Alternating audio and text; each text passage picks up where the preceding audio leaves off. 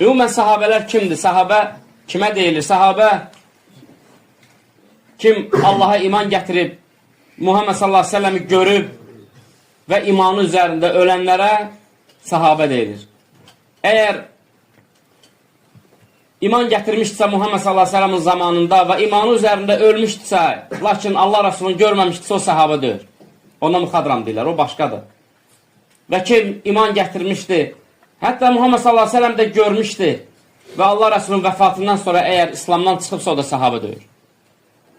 Yəni bu üç dənə şərt ümumən olmalıdır.